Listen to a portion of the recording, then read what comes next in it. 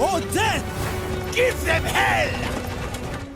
Good evening, ladies and gents. Back with another Conquerors Blade video, and this time around we're going to be exploring the entirety of Season 11 Paragons and what is coming in less than a week time. Before we get into the video though, hit that subscribe button if you want to be kept up to date with the latest and greatest of Conquerors Blade.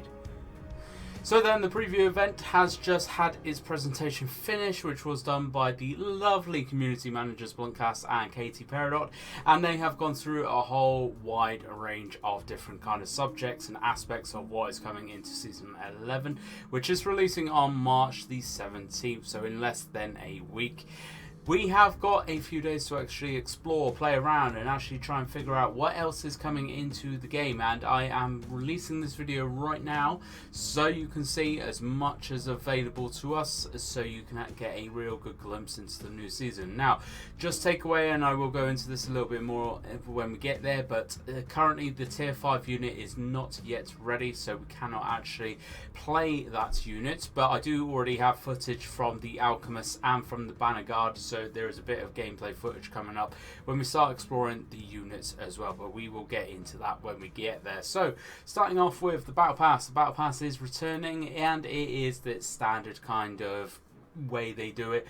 100 levels of pure and utter gearedness. After that, you will then just be getting blades. Remember, blades do carry on season to season, so if you have a load of blades saved up from season 10, they will be carrying over into season 11, and we can go straight into the seasonal store to spend them, which is where we're going to be going to next. But just exploring the Battle Pass, it's literally the same as every other season. So at certain levels you will get really nice rewards, really good rewards. Obviously, if you have the premium version of the Battle Pass, you will be getting a reward every single level of it, plus as well the basic free rewards as well when you actually hit the appropriate levels. Obviously, if you're not buying the Battle Pass, you will just be getting this bottom line here. However, everybody will be getting the level 70, I believe, which is the Paragon's Weapon Cache, which will give you a free weapons attire, which is really nice, obviously specifically from Season 11 Paragons. Move all the way up to level 100, and if you are on the free version of it, you will get 400 blades, which is quite a nice little Brucey bonus. But if you're on the premium Battle Pass, you'll be getting obviously the level 100 Battle Pass armor, which I have showcased already in a couple of videos ago. Really nice, highly detailed, high quality kind of armor set. Very much looking forward to getting my hands on this properly. As we're going through, level 70 is the usual kind of horse armor stuff that we get. Level 50 as well, you get a unit attire, which is pretty cool. Very kind of monastic knight kind of looking at with this one. A couple of different emotes in there, loads of different kind of crafting materials, unit experience, treat eyes, all that kind of stuff, and all the rest of it. Now, if you do purchase the Battle Pass, or if you have already pre-ordered it, then you will go straight into this, and you will also get Fortune's Favor, which will actually increase the amount of glory that you earn during the season by 50%, so you will be leveling up through the Battle Pass even quicker than if you did not have the Battle Pass. So just for that alone, I think it is worth it. If you're going to be playing Conquerors Blade for the entirety of the season, smash in a couple of pounds just to pick up the Battle Pass. You are going to get loads of rewards from it, plus you're going to be leveling up through the Battle Pass a lot quicker than you would anyway. Plus as well, you get the nice level 1 attire set, which I actually personally prefer out of this season. I think this, other than the helmet, not too big a fan of the helmets, but that's pretty much on any arm set. This is a very well detailed, again, very high quality armor attire set, and it is looking swish. I am going to be playing this for a little while, just mainly because of the cape. I'm a sucker for capes, absolutely love it. So other than that, the Battle Pass has pretty much stayed the same. Weekly challenges and how they are actually done stays the same. Obviously, each week a new tab will unlock, and you'll have a buttload of different challenges to complete to start leveling up your Battle Pass and all the rest of it. Season challenges, obviously this is where you have the opportunity to unlock the seasonal units of the game. Alchemists will unlock first. This is the blue tier unit. We will go into them in a second. Banner Guards will then unlock a couple of weeks later. This is the purple unit. And then the, I'm definitely still going to get this wrong, chevaliers, one of them is the tier 5 unit, and that is going to be unlocking in approximately 37 days. So obviously, as you are going through the season challenges, as the rarity of the unit you're unlocking goes up, the amount of season challenges you have to do to unlock them also increases. So the alchemist you are going to be unlocking pretty damn quickly because there's only 2 pages and then you've already got them. The epics, so the banner guards, once you get in there, there's 3 pages you've got to do to actually unlock them, and then obviously the chevaliers, that's what I'm sticking with, 4 pages. That unlocks them, and they are quite an interesting unit. There is a certain kind of aspect to them which I have already found, which I think you are going to be very keen to know about. But starting off with the alchemist, now there is going to be a bit of gameplay footage kind of slotted into the video here as well. So these gals, the second all-female unit in the game, are a healing unit. They are, or they have the ability to actually heal units within a certain range, and the healing amount that they actually do is pretty good. On my hero itself, I managed to get myself hurt by Mr. Makagi, who was very kind to smack me around a little bit, and I was getting healed every second for about 1,000 damage, which is really, really good. I do believe this can be used in conjunction with your bandage as well, so you are going to be healing pretty quickly, pretty quick, to be honest, and you're going to be able to get back into the battle pretty damn quick. Now it looks like though the only units that are going to be healed by the alchemist, they actually have to have a unit from the alchemist go to them.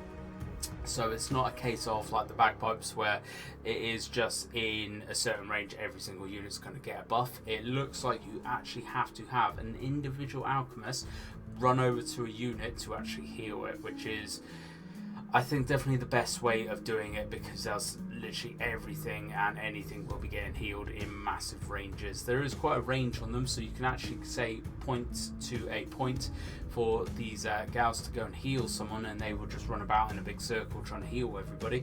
There are also a couple of, I believe there's a veterancy bonus where you can actually add 2 more personnel to the unit as well, which will increase your healing effectiveness with this unit, and that is probably going to be the way I play these gals. The smoke bomb is kind of good. It is good. It does block view, it does block vision. However, unfortunately, in the testing we've done so far, you can still see outlines of heroes and units through it. You can also still see hero name tags through it, which is a real shame. I thought the smoke bomb was probably going to block everything, but it doesn't seem to be that way, which is a real shame. But if it was, I think it may be kind of tipping into the OP kind of realms, because you would just be blocking everything from sight and TW, and they would be an absolute godsend. But I think the alchemists are going to be seen about a lot. Their melee ability is not the best, but they do have a knife that they can use if needed, but it's all going to be about using the smoke bomb. They have a certain amount of smoke bombs they can use as well, so just keep that in mind. But it's going to be mainly about their healing ability and running around and making sure everybody is healed up. Moving on then to the banner guards. The banner guards are the epic units. This is the sword shield, axe shield kind of melee unit which is coming in, but this is also the unit that has a bannerman with them as well, which provides a buff to not only the banner guards unit itself, but all other melee units around them, which is a very good, interesting kind of unit, and I am intrigued to see how much these guys are actually played.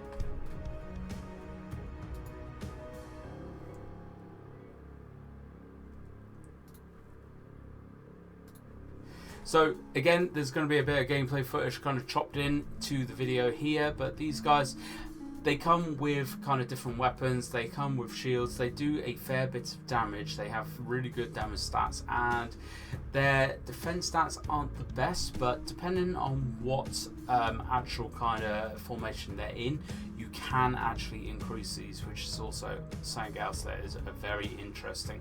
What I found most interesting though is you yourself as the hero can actually become the Bannerman. You can get these guys to put the banner down, and that will buff them within a certain amount of range, but then you can actually go and grab that flag itself and run with them, or run with any other melee unit and give them buffs. You can also attack with this flag, which looks absolutely ridiculous, does little damage, and I got absolutely slayed trying to whack Mark with it, but it does give you the ability to actually keep up with your troops as well, which is really, really good. But I think these guys especially are going to be played a lot. I think not only are they shaping up to be a really decent kind of melee unit, I think that with their kind of support ability and support function as well, they are going to turn the tide of battle quite quickly. They have a charge with them as well. Like I said, depending on what formation they're in, you can either increase their attack, you can increase their defense. It is going to be an interesting unit to really kind of get to grip with and play with properly in the live version when it goes live. Moving on to then the chevaliers, the final unit of the season. Like I said, these guys aren't unfortunately ready yet, so we've not actually got our hands on them yet. They have semi-promised that we may be having somewhat a kind of mini preview event when these guys are actually ready, so we'll be able to actually get our hands on them and have a look at them properly before they actually go live. But I am really intrigued by this unit because this unit has the ability to bring their own unit with them, which I personally think is absolute madness. I'm really looking forward to it, and I'm really looking forward to how that's going to work out as well. I did ask the question, and unfortunately the answer was not known, but it's good that I've kind of asked the question, so hopefully we can get a bit of clarity on it. We do not know yet if the unit the chevaliers actually deploy, because they have the options to deploy one of two different range units, a cavalry unit or a melee unit. We don't actually know if they scale off the chevaliers themselves or if they have their own kind of system of doctrines and levels and strengths. It is going to be an interesting system to explore either way though, because if they are scaling off the chevaliers, you're going to obviously be wanting to buff these guys up as much as you can with doctrines and levels and all the rest of it. Or if you are actually getting kind of what could possibly be classed as a separate unit for the chevaliers, it'll be interesting to see actually how much kind of versatility and customization we have with that unit as well, and how much we can actually buff those units up. Now, one thing that I've noticed on these guys though, which is a very interesting feature, is dependent on the amount of stars the unit they bring with them has, the more damage the chevaliers will deal in battle. Meaning if you bring in a 1-star unit with them, which I do know they have the ability to, chevaliers, their damage will increase more than if you brought in their 3-star units. I am intrigued to find out just how much that actually increases the chevaliers' damage. I am really intrigued, because if it is going to be negligible, then everybody of course is going to be bringing in that 3-star unit all the time. If however it is quite a noticeable difference, then these guys are, it's going to be interesting to see how different people kind of play them differently. I love the fact that it actually brings in a whole nother unit with them though. I'm really liking that idea. It's going to be a very cool kind of idea to explore. So campaigns, I believe the actual campaign opens on the 17th of March when it releases. We do not know yet if the TW next Saturday is going to be the first or if it's going to be a drill. As soon as I know that, I obviously of course will let you know. Seasonal runes I am going to cover in a second, because there is a big change for us glaive users at last in the seasonal runes. We'll cover that in a second. Seasonal store, same kind of layout as usual. Obviously you have all the brand new season weapons right there.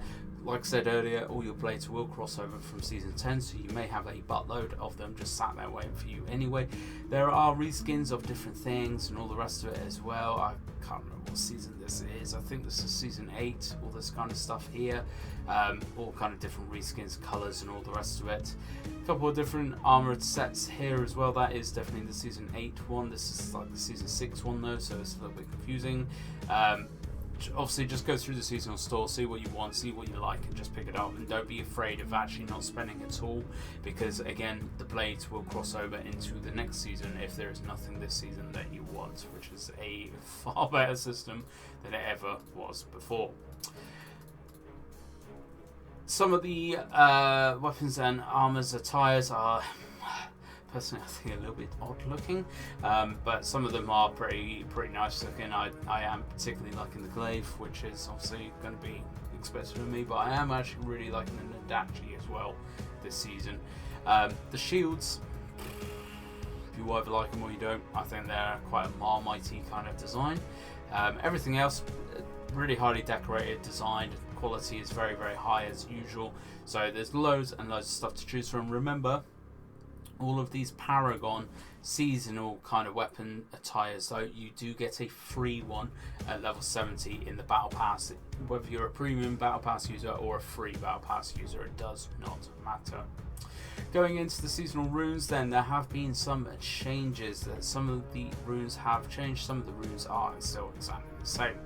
The one I am going to bring your attention to first is the musket one. There is a fairly powerful musket rune this season which has been now changed to Falling Fire, which means when you use liquid fire, caltrops or grenade to reduce the cooldown of other skills by 2 seconds, it takes 3 energy up of your weapon as well. So I'm not a big musket player, I'm not a big musket fan, but from just kind of looking at that, I think that's going to be a fairly decent one. But the one I want to bring your attention to, mainly to my glaive brethren out there, because I know there's still a few of us left, the glaive has had a very powerful rune dropped on us this season, which I think is going to bring quite a few people back to the class, which is going to be very good to see.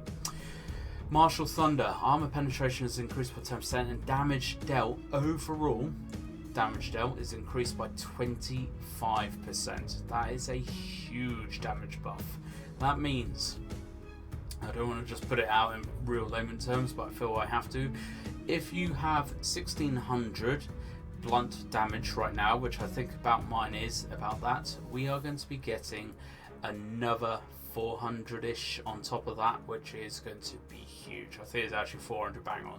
So we're going to be going right back up to 2000, and we are going to be putting out damage which we should have always have been, and since the bluff damage nerf, or the blunt damage nerf, we just have not been putting out that damage. Hopefully this rune is going to bring us back into line of a very good viable class, which hopefully a lot of people are going to pick up and play and enjoy again. A lot of the armor runes are pretty much the same, however there is a brand new one which has come in, which is going to be, I think, everybody's go-to in, that is bandage duration is reduced by 40% while healing the same amount. So there's no kind of negative with this one at all, other than the fact that it obviously takes up 2 energy on your helmet. This is a very good bandaging rune, and I personally think this is going to be more useful than the bandage healing improved by 20%. So when you're actually bandaging, you're going to be able to bandage a lot quicker, get straight back into the fight whilst actually healing yourself for as much as you did before anyway. It's going to be a very useful rune, that one. There are a couple of different ones, nothing overly too kind of big to draw your attention to though, but obviously, as always, play your class to how it's designed. If you are playing a tank class, put in your tank runes. If you are playing a damage dealing class, put in your damage dealing runes, all that kind of stuff. Just have a very good look through all the runes and understand what kind of runes are going to play best to your class. I cannot explain it in any other way. Going all the way through all that then, so there have been a load of different quality of life improvements and UI improvements, some of which I am going to show you now. The big one I think most people are going to be interested though in is you can now change the colour of your units, ally units and enemy units in game, and it is damn good. So if you are sick of the yellow, blue and red, then you can change it to your heart's content. So you've got different reds for enemies, you've got slightly different blues and a purple for allied units, and then you have a multitude of different colours for your own units. However, bear in mind this is only client side, which means it will only change the colour of units for you. So a few people did ask the question, if I change obviously colours and stuff of units, will it change everything to everyone? No, it only changes the colour of units to you specifically. So everybody else will still see yellow, blue and red if they haven't changed it, or whatever colours they have changed. You will only see the colours that you have obviously put in there. It is a very good kind of needed system, which I personally think has been needed for quite a while, and it's good to see that it is finally in there. Now obviously we are loading into a brand new map, which I want to show you around and kind of we'll have a run around and explore, because it's actually the first time I've played it as well. It looks like it is split down into different areas and different sections, which is a very cool way of doing it, and I'm going to be intrigued to actually just have a quick explore and a quick run around of this. Obviously I'm not going to be able to show you everything in this map, but we should be able to get a very good glimpse and a very good view of the map and have a good kind of look around it. But once it goes into the live server, I'm sure there is going to be plenty of stuff that I and all the other content creators have missed as well, and you are going to have to explore for yourself to really find all the kind of nitty-gritties in the actual map.